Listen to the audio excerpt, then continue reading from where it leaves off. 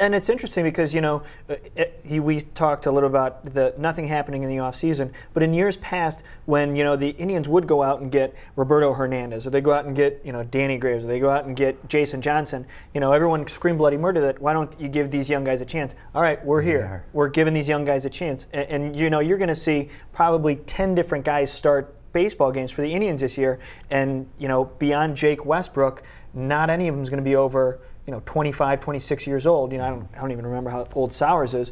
Talbot might be 27. But at the same time, you're looking at this year really as the year to figure out, okay, who are the players that we can, you know, rely on, and after this year, where are the holes? You know, we think that, you know, there's probably still a hole at the top of the rotation unless, you know, miraculously one of these guys takes a leap as a starting pitcher. That just doesn't normally happen unless you're Tim Lincecum or, you know, one of those guys that are kind of freakishly able to adjust to Major League Baseball. And so I think that they really need to use this year to adjust to who's going to be on this team going forward. And I think that, like Tony said, that there seems to be some depth there that you're talking about just at the catching position.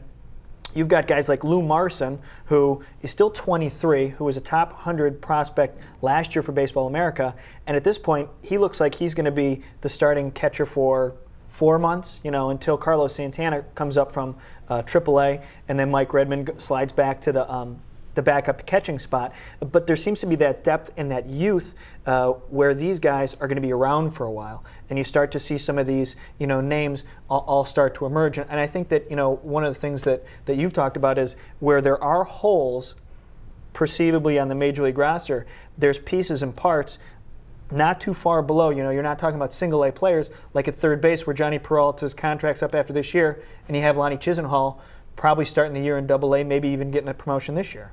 Yeah, well, and then that's to AAA. Yeah, and that's the beauty of baseball, though. All these things you don't know yet going into the season, they're going to play themselves out this year. And, you know, some guys that look good at certain positions, they're going to prove to be an aberration. Other guys are going to, you know, surprise you. Right. So, you know, if this team can perform, you know, they have a lot of talent. They haven't had this much talent in their system. Obviously, after all these trades they've made, they should have a lot of talent. But they haven't had this much talent in the organization, even when they started that rebuild in 02. In a long time. So they have a lot of depth to pull from. I know they get kind of, and I know Keith Law, I think he made a comment that they have a lot of depth in this and that, but depth is a good thing to have in your farm system. And when they say they have a lot of depth, they're not saying that your 3 and 4 and 5 prospects are just going to be like David DeLucci kind of guys. They're talking about those depth guys from your 20 to 50 ranked prospects that are good middle relievers or platoon or like a fourth outfielder or utility guy. So, and there's also potential for other guys to be impact players. So it'll be interesting to see what they do this year as far as how they perform. You know, you have a lot of question marks with Fausto Carmona. Who knows what you're going to get out of him? If Jake Westbrook is healthy, if Rafi Perez comes back to the pitcher he once was, if Hafner's healthy, which he's supposedly been working out now, finally he's able to do that. If Sizemore comes back healthy, I mean, there's a lot of ifs. But if some of those things come together, you know, they could, you know, high end potentially win 85, 86 games. I don't expect that. I think it's more around 79 to 80, right. And it could go lower than that depending if there's injuries and poor performance.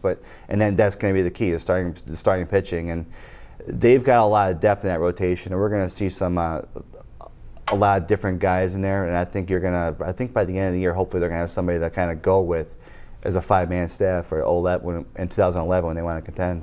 And I think it'll be interesting, you know, to go from what the rotation is going to look like coming out of spring training versus what it's going to look like in, say, September, because to start out the season, you're probably going to see starts given to Sowers and Talbot, and, you know, they're still trying to figure out if Masterson can be a reliever. Westbrook, who, you know, you don't want to say hopefully will be trade bait, but Jake Westbrook isn't going to be you know, a part of this team next year. So if he can play his way into a trade, then you make that trade. Where you have other guys who, you know, conceivably should start in AAA, like a Rondon and a Carlos Carrasco, and maybe even like a David Huff, where if you can start to kind of filter these guys in, you know, you manage some inning counts, you kind of get these guys into where they fit in. I think that a lot of times people say, well, it's just they're just middle to back end of the rotation guys at best. And that may be the case for some of these guys. But if you remember back in 2007, the thing that made the Indians have that tremendous run at the end of 2007 was, sure, they had CeCe and Carmona at the top of the rotation, but they also had Laffey, Westbrook and Bird at the back end of the rotation. I mean, people want to kind of dismiss this idea that people can be 3, 4, 5 starters and that's just throwaway garbage. But at the same time, if you have a young player like a Huff or a Laffey, or even if Carrasco ends up being a number 3 starter, if you have a young, under club control, relatively inexpensive pitcher, that's a pretty valuable commodity, even if he's in the 3 or 4 slot in the rotation.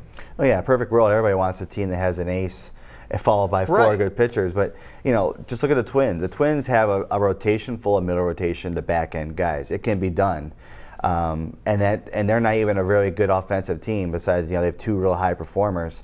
So it's gonna be one of those things. They got to filter through these guys. I think it's a little bit different than 04 even, because remember 04, Cliff Lee, he's, David Huff's been kind of compared in his minor league career to kind of like a Cliff Lee kind of guy. When going into 04, Lee only had like 9 career major league starts. David Huff already has kind of like that edge on him where he already has, 20 starts last year. Right. So, I mean, he can go either way, obviously, this year. So, but you might see a guy like Huff emerge. If Masterson can kind of fit into that middle rotation. He showed some really good stuff. He was inconsistent last year. With his performance, he'd be great one game, it'd be a disaster the next. That might have been the whole transition from the bullpen to starting thing. Now maybe with a whole off season to prepare, and whole spring training to kind of build up his innings and his in his stuff, maybe he can handle it. Right. And then obviously the key was Carmona. He had a great timeout winter ball. He had no walks, I think, in 5 outings, 16 innings, no walks. And Westbrook came through pain-free. And so there's a lot to like, but now we got to see it fall into play. And then obviously you have the young guys, Carrasco and Rondon.